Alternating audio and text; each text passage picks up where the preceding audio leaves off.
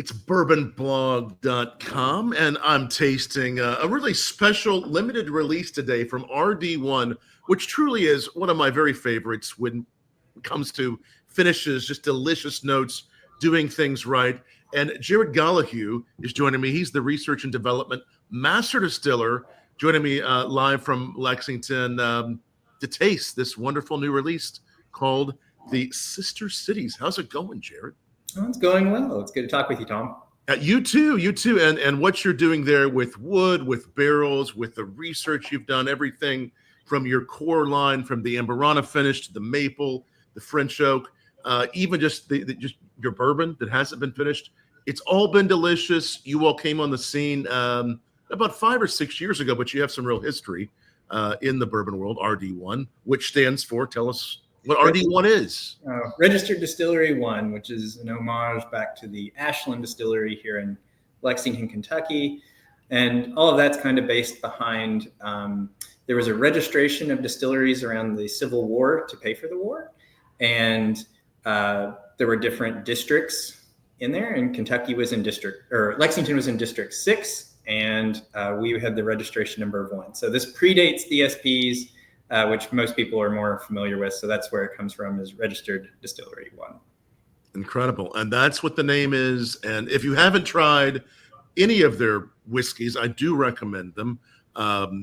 Really just a superb brand that we've been lucky enough at Bourbon Blog to pour for San Diego Food and Wine Festival. A lot of places I've gone, I've showcased it. But this one really caught my eye because, as I was telling you, I've spent a lot of time in Lexington with family ties. My mom's a UK alum, just like you are, and always have enjoyed Lexington. This one's called the Sister Cities, and this is a bourbon and rye blend that pays homage to your sister city in France, which is Deauville, France, and also your sister city in Japan.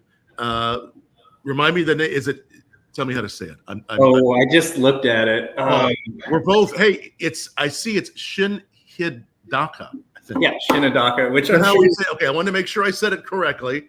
It's Mizunara, so it's this category of wood that, if you're an enthusiast, possibly you've tried some Mizunara finished whiskeys, some French oak, but you put them together to pay homage to Lexington. Tell us about this. Well, it started as kind of a different idea. So originally it's a bourbon and rye mixture, as you mentioned. And in my brain, at least, I kind of think of bourbon and rye as sisters at a lot of distilleries. You have a bourbon distillery that also makes rye. And we had a blend of it. And I was playing with that kind of idea to begin with. And then we had this bourbon rye mixture. And my thought was it ended on a high note. So where Sister Cities is very balanced, this actually crescendoed originally. And it crescendoed in the flavor profile stuck out in kind of a weird way. It wasn't really balanced. And I said, I want to add some French oak to it to round it out, because our French oak that we have, this extra aged French oak that went into it, it in itself is has all these really good toasty notes that I really enjoyed. Oh, yeah. And I was like, well, let's do something else a little bit different with it. And we use that Mizunara oak in addition. And that's how we got here. The purpose of it was to be really balanced. And that was definitely something we've gotten a lot of reviewers have said this is a great balanced whiskey and it has a long finish. And it was from combining those two oaks. The Mizunara oak is a light toast, where we use a heavier toast in our French oak, because I wanted, I didn't want toasty compounds from Mizunara. I had plenty from French oak. I wanted, when I think about wood, I'm not so much interested in toasting compounds all the time. I was like, there's other things inside of the wood I wanted. Right. I wanted to get like super nerdy. I was like, I want the terpenes and the isoprenoids and these other kind of extractable compounds to come out. Rather than the toasty ones. So, and you've done what you've got the balance. Tell us about a couple of those compounds. I know some of those listening, maybe a lot of people listening would understand. What were you going for, and what did you get out of those compounds you were going for? Okay, yeah. So I'll be honest. A lot of them I can't remember their names off the top of my head. It's all right. But when we think about oak extractable compounds, most of us in the bourbon space probably think of things like whiskey lactone. That's probably one that everyone's heard of. It has like a coconut, celery, sawdusty note, and you get variations in the amount of it and the isomers. So whiskey lactone's weird. You can actually have two different shapes of whiskey lactone. Same compound, different shape, and they are perceived different on our nose. Wow. You have more whiskey lactone with French oak, but it's less odor active, where you have less with more odor active with American oak. And there's these other compounds that come out, part of what we would call the extractable fraction inside of science of wood. And I was like, you keep seeing all these characteristics of Mizunara oak. If you were to describe it, it's going to be incensey and floral and sandalwoody. And that would pair so well on the front end with the rye and the bourbon blend, while balancing it out on the back end with the French oak toasty compounds. So I wish I could give you like a GC mass spec like printout list of it. And I probably could send you one, but I don't know if anyone wants to read that. It's so helpful, Jarrad. And I know a large part of what you're doing there at RD1 to make it so special, because, every distillery has a focus, and your focus in a large part at RD1 is experimentation, is finishing. And you've done it so well. And part of that really comes from your research and really taking your time with giving the consumer a really beautiful, balanced product. Oh, yeah. And that's what's really interesting on some of the wood side is that I have some woods that for wood finishing that I have to figure out how they work. So you'll run across some of them, they'll take me a year of playing with to make something that's balanced, or figure out, we don't want to add this much of it, because if we do, it becomes unbalanced, it becomes one note. And, whiskey can be interesting if it's unbalanced and maybe a uniform note. But a lot of consumers that are really geeking out over it like complexity. They like to sit down with a dram and really pick it apart. And have that complexity. Yeah. And again, blend age in general on this, just right from the start, the bourbon and rye are about how old? Let's see if I remember right here. I always write things down. That's okay. It's all right. So I know we had written about it too, so don't worry. I'm forgetting too, but I know it is extremely well balanced. And I'll say this is one you can only find in Lexington at your distillery. Is that right? And a few other stores. No, we have distribution on it. It's just been places. It's been slow going as we've been rolling it out to RNDC and our different distributors. Right. We do have it for sale at our distillery. That's where a lot of people have picked it up. It is distribution in Lexington as well, or in Kentucky as well. Excellent. On the age, I believe it was a 5 and a 7 bourbon and an 8-year rye. That's what it looks like. Yeah. I pulled it up too, just because I know we on Bourbon Blog had talked about it. So you have a 5-year-old bourbon, 7-year-old bourbon, an 8-year-old rye, and then you are finishing these all together in both casks. You're blending them. How does that work on this particular one? Okay, so the French oak bourbon was kind of the starting point in this case. So, and the bourbon rye. So you have those two lots. They were then blended together, and then the Mizunara was added to that. And beautiful. Yeah, I'm very much a fan of keeping exact numbers on notebooks, because otherwise I always blur it. But to get back to the finishing side, the Mizunara was added, and we tasted it to kind of finishing it, and then getting the proof exactly where we wanted it. It is really well balanced. It has some nice complexity. I get this. I mean, there's this wonderful almost. You were talking about sandalwood, a lot of the notes that Mizunara can give, but along with those notes that French oak. I get this wonderful, almost like, it almost has this wonderful. If I was smelling it, but from my taste, I wouldn't say exactly like dead on a cologne, but it has this wonderful kind of musk that you would get off of a cologne, but also this wonderful, Japanese meets that French oak. giving a lot of layers, but also just not being too overdone on either. And it doesn't exactly remind me of anything I've had, which I love. I love it when I can taste something new like this and have it be a standalone. Yeah, and it's interesting you kind of have a musky cologne note. When you start working with woods that are used in some capacity for cologne and perfumes, they can get some of that musky characteristic. In a good way, in a really good way. Yeah. But that adds balance, because if things don't have those, they get kind of weird. And then they also, you could run into a situation where all of your flavor compounds pop out of your bottle. So those musky compounds are usually big, beefy boys that like to hang around. So I get that. It's like being in the best kind of an elegant barbershop, just having a nice steam shave, waking up, having someone hand you a glass of whiskey. That's kind of what I'm getting right away on that. But at the same time, that Japanese element is there, that French. It's just, it's delicious. And again, it's called Sister Cities. It's at 102 proof. So it's a little higher proof than some. Yeah, we spent a lot of time on the proofing of this. And originally, whenever I was playing it down, I had it at a range between 107 and 95. And 102 is really the sweet spot on it. At 107, it was hot. It got really hot, and it had like that hedonistic feeling of spice.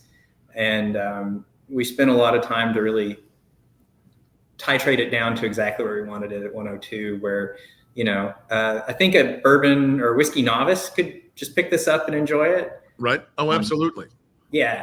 Where, some of the, we did a 10-year-old Amberana that was barrel proof, and that one's not for your amateur. I love that. I thought it was just so, to take something that old and rare and do Amberana. Was how long was it finished in Amberana?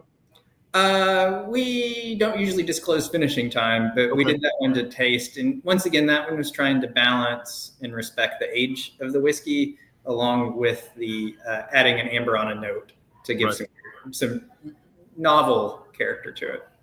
You all just opened the new space for RD1 at the Commons in Lexington just a couple of months ago, which if you're listening, watching, you can go visit this, and you can have an extremely unique tasting experience and an experiential, right? Yeah, our new place at the Commons in Lexington's a little bit of a different experience than other distilleries. We have an area for education. We're showcasing kind of our research and development laboratory. So you'll be able to peer in and see the new distillery setup we have, where I'm running, doing experimental lots of whiskey here soon, just waiting on the final stages of construction for that. You'll get to see the different woods that we work with. We showcase those. And then what's really interesting that we have here that I don't think a lot of other distilleries have is that we showcase our experiments. So we have right now 2 experimental barrels on offer with 2 of our core products, but here in the next week or so, we're going to be moving over to 4 experimental barrels that you can try. And these are barrels that we've probably just made one of. You can taste those and see what you think. And it ranges from all sorts of things. So we've had recently a cherry wood finish in there. Mizunara, actually, just a Mizunara bourbon. So I started playing with the Mizunara bourbon, and then I was like, I want to put it in the LTO. So that was a fun one. We're bringing in a wood called holy wood. That's from South America. It's usually used in incense, and then eucalyptus wood from South America as well. And that's already on. It'll be on next week. That'll be on next week, so you'll be able to come in and try those. And we always rotate through and have different experimental barrels. It's fun on my side because I have to feed the tasting room of experimental barrels as like people come through, and I'm like, oh, we need more. So it's always something new. It's going to be some single barrel one-offs, probably only 300 bottles of these made, about, give or take? Probably around 200 would be 200 even? It's probably around 200, but you can thieve it out of the barrel yourself and try it. It's kind of a whole interesting experience. You can do it either at 200 mils, and we're working on right now getting it to where you can get a full 750 of those. Just waiting on the colas, the labels back from Uncle Sam being approved. So. I bet so. So I know that can take a little bit of time. So Yeah. you got the holy wood, the eucalyptus. What are those like? What were those like to play with? Eucalyptus took some time. That finishing time was, I can say it on this one, was greater than 6 months to get it in a spot where I was happy with it. It originally kind of came out a little too eucalyptus-y, which reminds me a little bit more of like hand lotion. But this is a wood that's also being used in Shikaza production to some amount. It kind of adds a more nuanced approach to it. What's fun is that with some of these test barrels, I bring all of them into the tasting room staff here, and I go, you guys try it, tell me which one you like, and we'll bring that one in. And they picked the holy wood and eucalyptus, so the staff here really likes it. The holy wood is traditionally used as an incense. I'll tell a funny story about it. The first time we tried it, we do a lot of experimentation here. We do bottle soaks. So I'll have a 750 of bourbon I'll start with, and then I'll very carefully measure how much wood it is. And I have a rate that I add pretty much across the board. Like I think, okay, this is a good starting point. We added that rate, and I'm tasting it. I'm like, oh, this is really minty and herbal, and it's kind of cool. And I'm with my tasting panel, and they go, oh, we're getting this other flavor note. And I go, yeah, what are you getting? And they go, I don't know what it is. And they go, roadkill. And I went, oh, we've added way too much wood. So we figured out and brought it down, and we're like, okay, we know where we're at now. So it doesn't have that character now, but it does have some of that good incensey character. That's incredible. These usually last for how long? How long do these limited time offerings at the distillery? Oh, at the distillery for the barrels, it can be, I've seen it go as quick as a month. Wow. And I've seen it be as slow as 3 months, depending on what it is. So our cherry wood finished bourbon that we had at our opening, that one lasted a month because someone came in and bought the other half of the barrel. So they just loved it that much. Yeah, they said, we'll buy the rest of it. And I went, okay. So, and usually if we recycle back around, it takes us about 6 months or so to replenish it. So. Something always new and different. And as you were mentioning those extreme notes, for the finishing, it's all about just picking at the right time, tasting it every day or every couple days. Even a week can make a difference, right? Yeah, particularly when you're dealing with stronger flavors, a few weeks can really matter. I like to think that we do our Amberana finish very well. And part of that is getting it down to, we know exactly how many weeks, and we have a range in which we start tasting. We go, okay, we know it's going to be between here and here. Let's go in here and start tasting. That way we can make sure we hit that profile exactly where we want. Some of the other finishes I have in the warehouse were experimental, where I'm just like, where does it go? What is it going to do? And that's where we get the fun single barrels that we get to send out for people doing barrel selects, where they're like, I want something funky. I'm like, okay, I got, how funky? You have that. How many different types of barrels or finishing barrels? How many different types do you have right now, would you say, if you had to guess? I just did my inventory. It's easily over 50. So you have a lot. You have a lot going on that you haven't even ever really talked about. There's some really interesting things that are to come. Oh, yeah, of course. Yeah, we've got all sorts of different products cooking. Part of that is we're always looking for the next product that we want to release is going to be something like Sister Cities or, something like our 10-year-old Amberana. But maybe we'll find something that we go, you know what, we like this better than something we have on the shelf, and maybe we need to move into something different. So we're always searching for the next one out there, the next great thing. And you continue to create such great things, Jarrad, you and the team that do. This is amazing. I want everybody to, especially if you're a fan of Lexington and just really unique bourbon rye blends. This one is so delicious. So much more to come. You all restarted really the brand in the 2020. So obviously, and you're very open about this. A lot of what you have is sourced, and the other part is being made where? At Western Kentucky Distillery by Jacob Kaw. Jacob Kaw was the master distiller at Green River when we were sourcing from Green River, and now he has his distillery at Western Kentucky Distillery. It's a really cool place to go visit, but I don't think they do tours. So I got to sneak in and hang out with him for some time. You got to sneak in there, but they'll do the tours at RD1. You can taste a lot. Oh yeah, yeah, of course. Great pieces there at RD1. And I'm looking forward to seeing you soon. I know you'll be at Bourbon Festival. For those, I know it seems like a little ways away, but it's not. It's September. Jarrad and the team will be at Kentucky Bourbon Festival, and you can find them in Lexington. And thanks so much for joining us, Jarrad. We'll have to have you back on to try some more experiments here on bourbonblog.com. Yeah, that'd be great. Thanks so much, Jarrad, and thanks for watching. Cheers. Thank you.